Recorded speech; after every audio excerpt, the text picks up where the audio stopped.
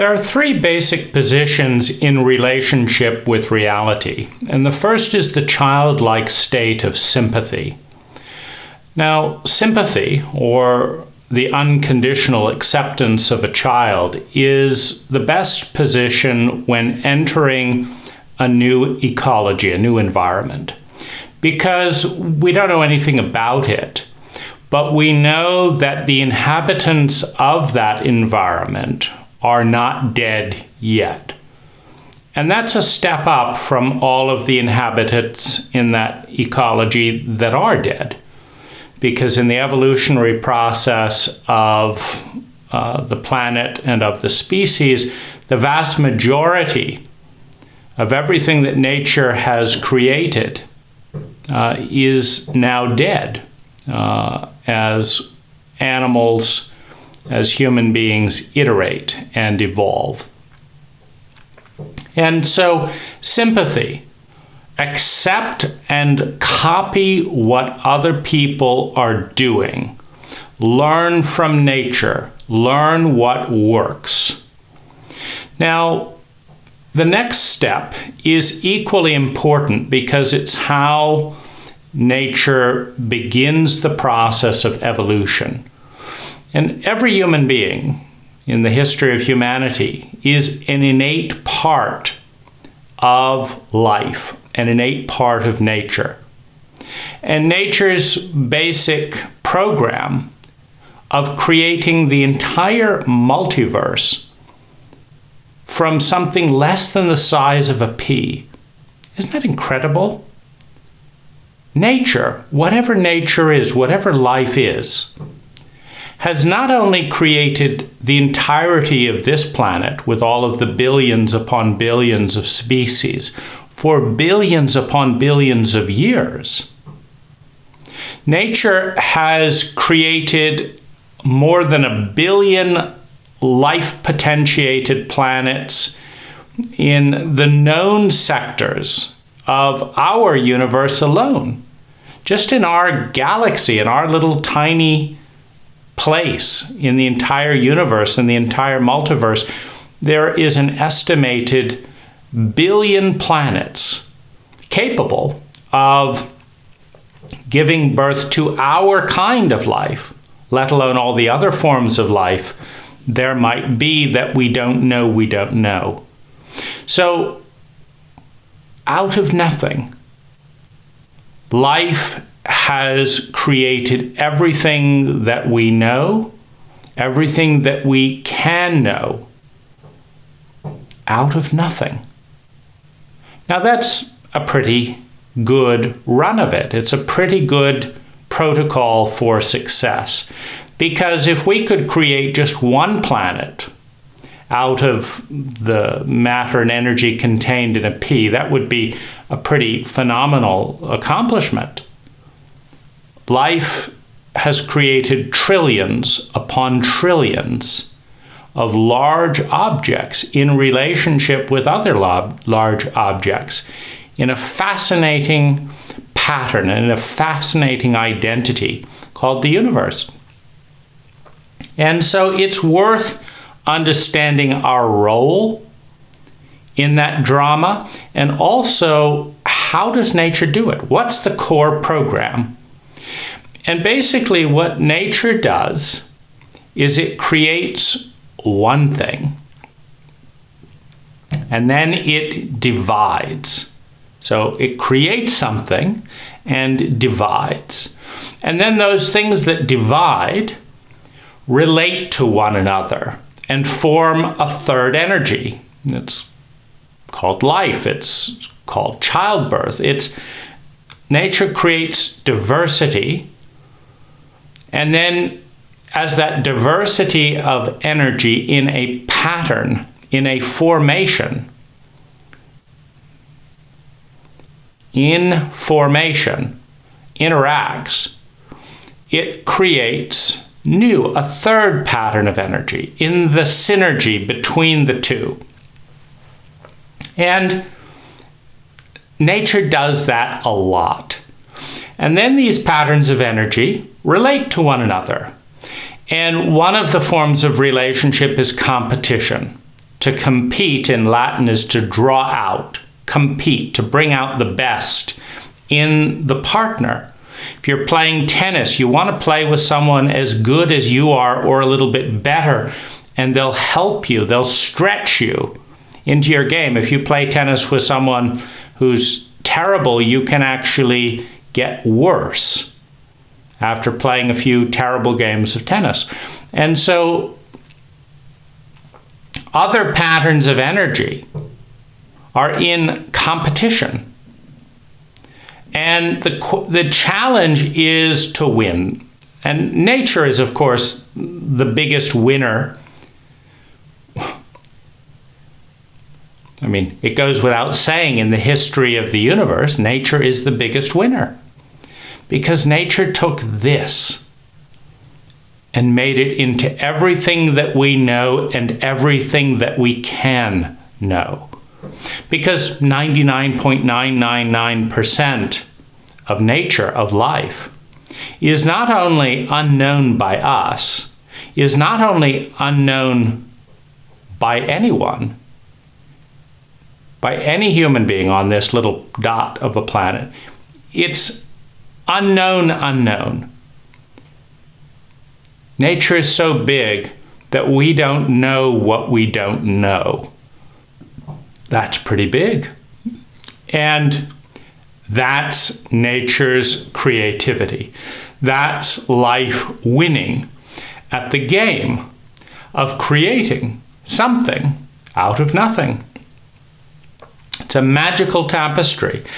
And what nature does as it creates things, and then those things relate to other things, is some of those relationships are more successful than others. And the successful relationships, the ones where you have sex, those go somewhere. Those lead to new offspring.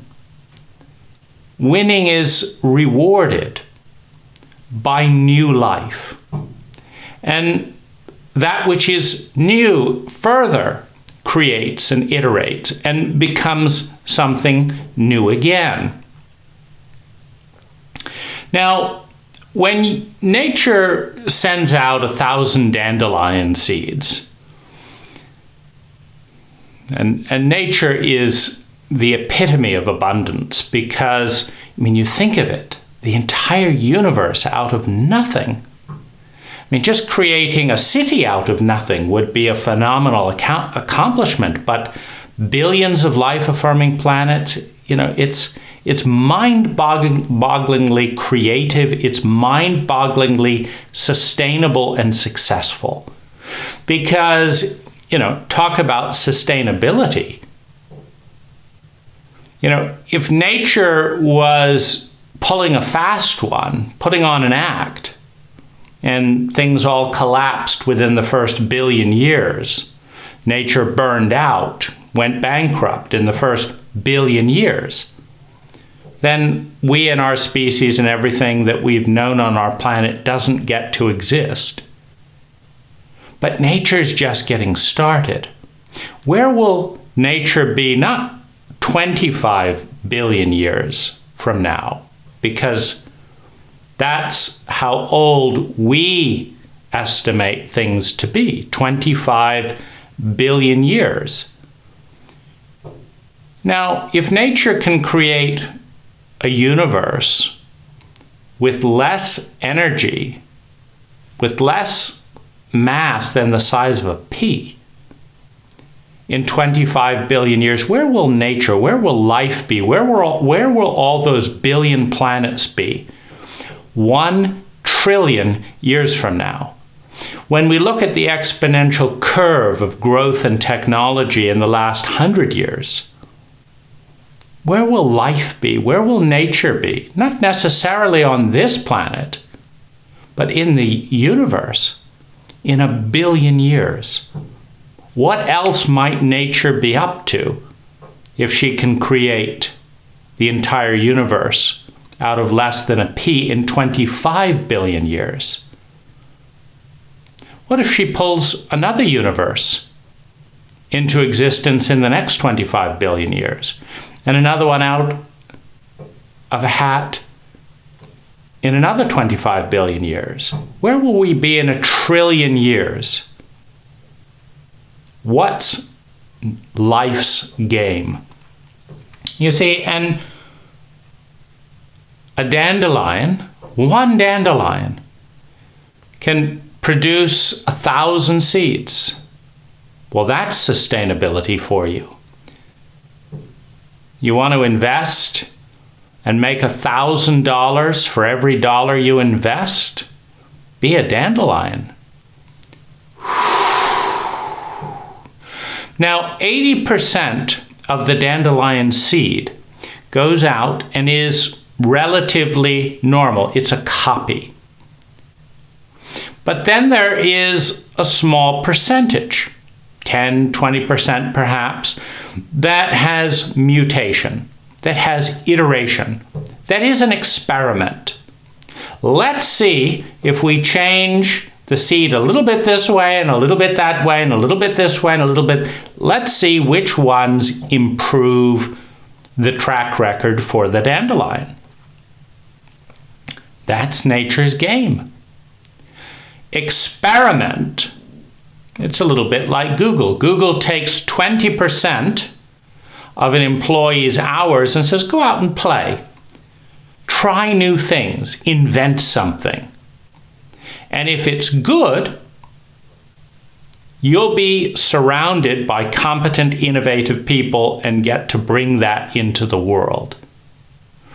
If it doesn't work out, no problem. Invent something else. Spend 20% of your creative force trying something new. And a dandelion seed, amidst all of its shared seeds, it has a group that mutates, that iterates. Now, some of those experimentations, in fact, many of them fail. They're not as good as the original. That is lost. They die. They die out quicker. They don't produce as many seeds. But a few of those iterations are superior for a given environment and take off. A few of the dandelion seeds actually perform better than the original. And more of those seeds grow and put out seeds than the ones that did poorly. And so the dandelion evolves. And in order for human beings to evolve, we have to go into this stage called antipathy. And a good model for that is adolescence. So you start out in sympathy. You accept. Mom puts snails on the table, you eat snails. Mom puts grasshoppers on the table, you eat grasshoppers. Mom puts white bread on the table, you eat white bread. Mom puts fish on the table, you eat fish. You accustom yourself to what the tribe, to what the status quo is. Without question, everyone's doing it. That's enough for a child. Everyone's speaking English, so the child doesn't learn Hindi, particularly on their own. They speak English. Everyone's speaking Hindi. They don't just start talking some foreign language that no one's speaking around them. The child copies exactly what is going on around them. And they're rewarded for that. They get to integrate. They become one with the tribe in the copying, in the replication. But then the child moves into adolescence. And this is antipathy. This is rebel against everything. And this is incredibly important for the iterative process of life, because you don't change something that's perfect. So nature's first principle is nothing is perfect. No system is perfect. No pattern is perfect. No identity is perfect. Nothing is perfect. meaning there is a better way to do everything. There is a better way. And in order to find that better way, you've got to figure out what's wrong with the current way. Now, what's wrong? Well, you can think of intelligence, which is the efficiency with which energy, time, money, and natural resources, is transformed into sustainable human well-being. If you're a human being, that's intelligent. If you spend $5 million making your life worse, you're not intelligent. If you spend $1 and manage to completely improve the well-being for yourself and your family, that's pretty nifty. That's intelligent. So on the continuum of intelligence, we have a gray scale. There's always a way to spend less energy to get higher yields of sustainable human well-being. There's a new technology, a pattern of thinking, feeling, speaking, doing, and being. There's a pattern that yields higher levels of sustainable well-being than the status quo. And in order to find the imperfection in the status quo, in the cult, in the system, you've got to rebel. And the guidance for your rebellion is pain, it's shame, it's discomfort, it's embarrassment, it's scarcity.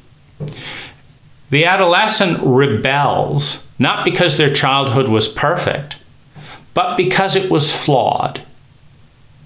They said the truth and were punished for it, even though their parents said they wanted them to tell the truth. That's a flawed system. They listened to mom when she said don't eat ice cream before dinner, but then they caught mom in the kitchen eating ice cream. It's an unfair system. They are a girl who loves doing engineering and mathematics, and they're told that that's not what girls do. But they are superior as a sister to their older brother who's being sent to MIT. That's a flawed system. Every single system in the history of humanity has been flawed.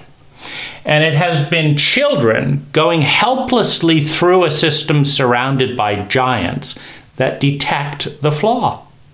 That's unfair. That hurts. That was unnecessary.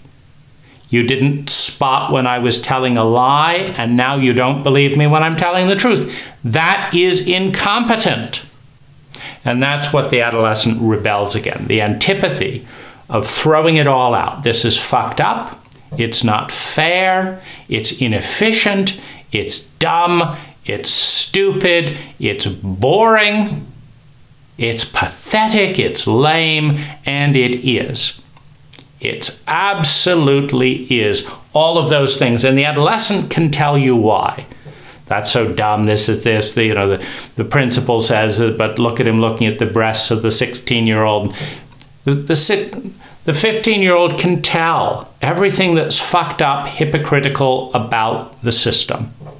In their parents, in their teachers, in their government, in their peers, in the workforce, in their older siblings. It's all fucked up. And it is. So you go into antipathy. But just throwing out the dysfunction of the status quo, of the current iteration of life, isn't good enough. That's the starting point for creativity, for innovation. Rejection of the status quo. So you need something to reject. You need to point out the flaws in the system. What's not working? Why isn't it working? That's what you need an adolescent for. They'll tell you all about how dumb and how stupid it is. Wonderful. You rebel against the status quo. Once you rebel against the status quo, you can begin to iterate, but not with the extreme sympathy or the extreme antipathy of the adolescent, but with a third energy, with the adult, with the synergy. Because some things about childhood were good. You're alive, that's a good thing. Maybe there was one or two dishes you really enjoyed eating. You don't have to throw those out and reinvent culinary cuisine. Maybe you liked getting to work with a car rather than horse and buggy.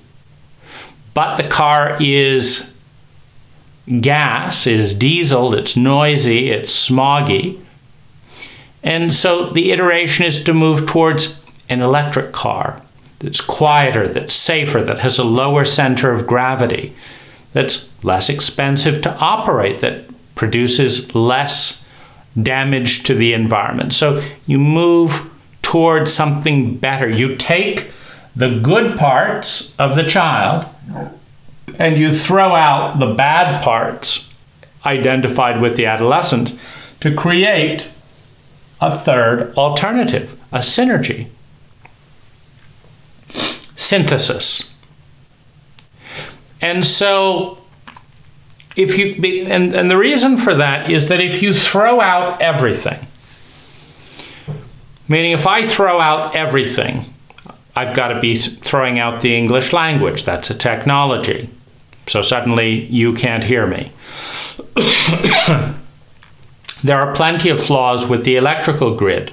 Throw out the entire electrical grid, it's nighttime now. I'm in the dark, you don't see me. You don't understand what I'm saying, you can't see me. You throw out corporations. There's plenty fucked up with corporations, so let's get rid of all the corporations. But no individual can make a large flat screen, touch screen whiteboard. No individual can do that. It takes lots and lots of people partnering to do that. And so you throw out everything. It's just as unhelpful as accepting everything and pretending that the dogma, that the cult is as perfect as it pretends. Because all cults in the history of humanity, there have been 10,000 estimated by anthropologists, every single cult, every single culture has told its people, our way is the only way. Our way is the right way. What we all do is normal. And if you want to survive and do well in the world, you have to be like us. And that is a lie. It's not the only way. It's not the right way. It's not the best way. It is a way with pros and cons. Just like every cult, every culture in human history has had pros and cons. And part of the question is this culture bringing more sustainable human well-being than the last culture, than the culture it's replacing? Because if you're spending more and more energy for lower and lower yields of sustainable felt human well-being, it means you're going in the wrong direction. And so synergy will take a little bit that works here and we'll throw out what doesn't work here and we'll create something new that's never been done before. A third alternative, something that's better than the sum of the parts. We'll do this, but not that way and this way. We'll get there faster. We'll build a train, but this time it'll be a high-speed train. We'll build a plane, but this time it'll be a jet. We'll do this and do this, but this time it'll go faster. It'll take less energy, and it will yield more value. So as we develop new technologies, we are part of life. That's our job. That's life's job. Life's job is to create patterns of energy. Human beings, patterns of energy that iterate, that explore, that try a lot of different things, and that discover what works and do more of that. That's life's success story. to create a species that creates, that experiments, that throws out what's dysfunctional, what's crazy, what's insane, what's fucked up, and keeps what's beautiful, what's intelligent, what's efficient, what's true, what's good, and keeps iterating day by day by day, year by year by year, decade by decade, to iterate. Life demands iteration or death, because all of life is iterating. Whether we do or not, life will iterate. Life will mutate. Life will experiment. And amidst all of the trillions upon trillions of experiments over time that life is doing on every pattern of energy in the multiverse, all of it is looking for grace, is participating in an iterative journey, consuming less and less energy for higher and higher yields of sustainable well-being. However that is experienced, sustainable well-being for a worm may be different. Going from 10,000 wriggles a day down to 1,000 wriggles a day and getting the same amount of food could be iterative growth for a worm. But life is constantly iterating. It's growing. And it does this 3 steps. Sympathy, copy exactly what is because it's working enough to survive. Throw it all out and identify all the problems with what's working, because it can always be better and nothing is perfect. And then invent something new, a new pattern of energy that has never existed before, that brings more sustainable well-being, more grace, more efficiency than the status quo, which starts then the process all over. With every generation, you take the acceptance of the family system of the mother and the family system of the father, or 2 mothers of both parents, or 1 parent if it's a single parent. You take the family system of the parents, you give birth to a new generation, to offspring. And those offspring learn the system.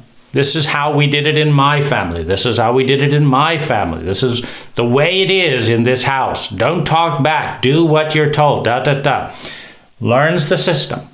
Learns everything that's fucked up with the system with great detail, because a child is very small. So every flaw is very big. Every minute flaw in the parent is huge to a helpless infant who's experiencing that flaw, who's being traumatized by that flaw. Everything is huge to a child and an adolescent. And so everything that's wrong comes out and has to be dealt with. And then finally, once the adolescent is done talking about how the entire world is fucked up and stupid and it's completely helpless and nothing can be done and it's all, because that is the world of an adolescent. Everything is fucked up to great extent. And they can't get a driver's license, they can't get a job, they've got to go to this dumb school, they've got to be raised by these absolute morons who are so moronic they cannot even tell that they're moronic. I mean, goodness gracious, these adolescents, what do they have to put up with? And they realize, well, the monetary system is fucked up, of course, but I'd rather be paid in dollars than in lira, maybe now Bitcoin rather, because we got to create something new. We got to work with some of the existing things. While I drive to my environmental rally, spewing out gasoline, and drink from the paper cups at the rally and throw it all into huge trash bags because we're protesting for the environment. We got to utilize parts of the system, Parts of the status quo have got to be built upon in order to even effectively protest the status quo. Friends of the Earth, millions of leaflets. What? Cutting down trees to talk about I mean, you've got to build the new on the foundation of the old, or it's ineffective. But out of that combination with some parts of the existing status quo and a highlighted awareness of everything that's fucked up, we get a third energy. We get iteration. We get synergy. We get evolution. And as soon as those people have kids, and as soon as those kids become teenagers, they will do the entire thing all over again, because it's never good enough to an adolescent. It's never perfect enough for life. Life gave birth to this pattern because it works. That's why things have changed so much in the last 100 years. That's why they will change even faster in the next 100 years. We are part of life, and we have 3 core relationships. Sympathy, if you have not learned about a system, learn. Antipathy, if you don't understand how fucked up it is, get into it in detail and understand its flaws. And then synthesis or synergy. Take the best of what works, delete the worst of what doesn't, and create a new pattern of relating, a new identity, a new technology, and be part of life.